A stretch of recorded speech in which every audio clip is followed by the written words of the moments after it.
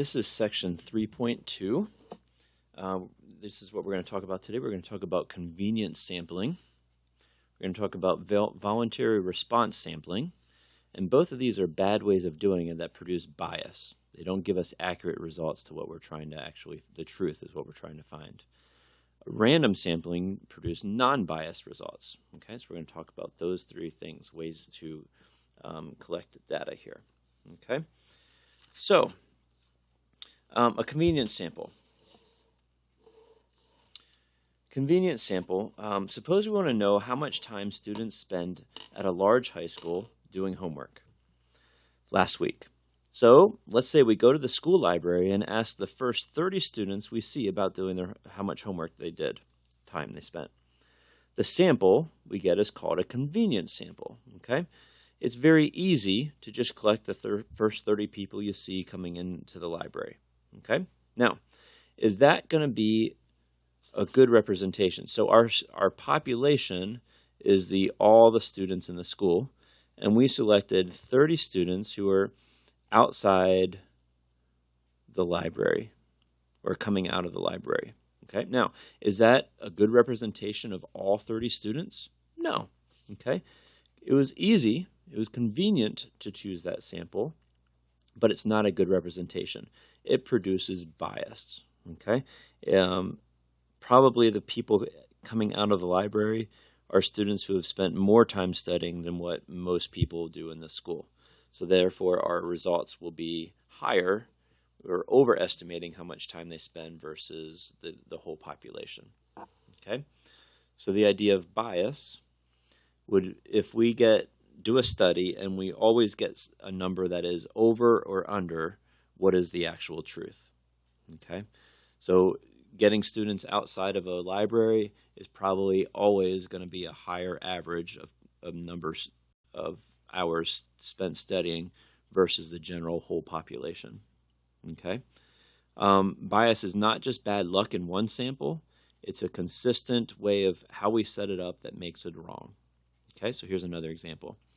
A farmer brings a juice company many crates of oranges each week. The company inspector looks at 10 oranges from the top of the crate before deciding whether to buy all the oranges from the farmer. Explain why the sampling is biased. Okay, so if we just look at the ones on the top, and the farmer knows this, where do you think he's going to put his best oranges? On the top. So are those oranges a good representation of all the oranges in the whole crate? No.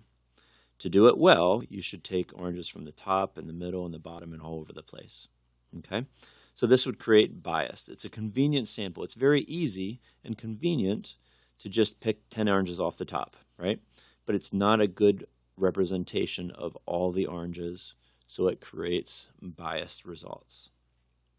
Okay, that's the idea of convenient sample. Another way is this. Okay, many websites have polls that ask visitors to express their opinion. These polls, along with other call-in or write-in polls, are not reliable because they use voluntary response. Okay, so basically this. A voluntary response is when we get people who have choose to participate to give us an answer. These voluntary response samples are also called self-selected samples sometimes. Okay, so here's an example. Ann Landers, she writes a thing in a newspaper, once asked readers in her longtime running advice column, if you had to do it over again, would you have children? She received 10,000 responses, and almost 70% of them said no, they would not have children over again. Do you think it's really true that 70% of parents regret having their children? No. Think about who would respond to a question like that. Only those that feel very, very strongly in a certain direction, right? So she's asking people to voluntarily give them their response to her question. Now, those that feel strongly that they shouldn't have had children are the ones responding. The other people did not respond to that question. Okay? So that also created that biased response. Okay? It's higher than what we think than it really would be if we got everybody to do it. Okay? Yeah, so that's the idea of a voluntary response, which also creates bias. Okay, so here's an example. Let's say the athletic department at this community college wants to learn more about the physical fitness of students at the school, including the number of push-ups that students can perform. To obtain their sample, the athletic department sets up a booth at a fitness center that says free physical fitness training. Explain why this is not a good way to do it. Okay? To find out how many push-ups and sit-ups and whatever they could do. Now, think about who is going to come to that booth. Okay? They set up a booth. Who's going to come to that booth at the fitness center and actually respond to doing push-ups and stuff? And okay, so yeah, not the average student, right? It's going to be a student that, one, is going to the fitness center, and two, that would actually go up to that booth and say, yeah, I'll do push-ups for you. Okay, not many people, unless they're pretty strong, can do that. This would lead to a biased result, which would overestimate what we think the whole population could do. Okay, better way to do that would be, we'll just explain this again. We have all students. We're having a select few that voluntarily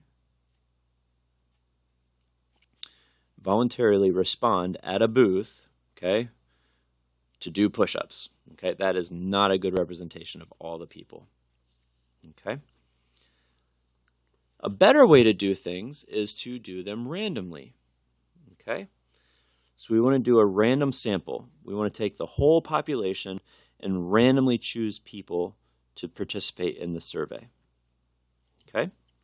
So the example of the athletic department we just talked about, a better way would be to take all the students and maybe create a list, okay, an alphabetized list, A all the way through Z of all the students. And then we can number them, number 1, number 2, number 3, okay, and number them all the way down to the very last person. Then we can use a random number generator, okay, and you can go to random.org, and I'm going to show you in class how to use that. Random.org, it'll tell you can put in, you want 5 random numbers from 1 to 1,000 or whatever, and it'll give you those random numbers. Then the person that's assigned to that number is then chosen to be in our sample to do push-ups. This is called a simple random sample. Okay. Another idea would be, let's say we had a hat. Let's see can I draw a hat? Okay, let's say that's a top hat. Okay, and you could put everybody's name on a piece of paper. You can put all those papers into the hat. You can shuffle them. Okay, shuffle them makes it very important, right? Because that creates the random part. And then you could pull out, your sample of 5 people, however many people you want, and those people will do the push-ups, okay? That's another example of a simple random sample. You can create a list, pick random numbers, you can put pieces of paper in a hat, mix them up, pull them out. That's another simple random sample. There's different ways to do simple random samples, but that's one. Okay? Okay, so this last example. In June 2008, Parade magazine posed the following question. Should drivers be banned from using all cell phones? Okay, so should you when you're driving? Okay, I think Virginia has a law coming up here where you have to be hands-free. But anyway, readers are encouraged to vote online at parade.com. And then in July 13, 2008, they issued the results. 85% said yes, people should be banned, and 15% said no. Is this a good result or is it biased? Okay. What type of sample did Parade magazine obtain? Okay, think about our vocabulary we've been talking about. What kind of thing did they get? Was it convenience? Kind of, but it's more a voluntary response, right? People voluntarily gave their response to this magazine. Okay? Explain why this sampling method is biased. Okay, so who responded to this? People were chosen. People were not chosen. People just randomly, if you're a reader of Parade magazine and you read it, you could choose whether to respond or not respond. So the people that responded are the people that felt strongly about an issue, right? So people generally are not banned from using phones, or at least back in 2008 they weren't.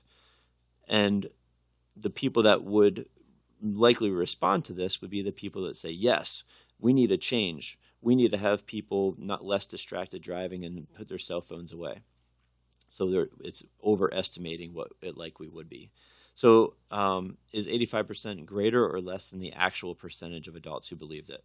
We believe it's probably overestimating because of those people. Okay, how could they avoid the bias described in this question? Okay, somehow they have to identify a population of who they want to talk about. I think it's probably all U.S. adults.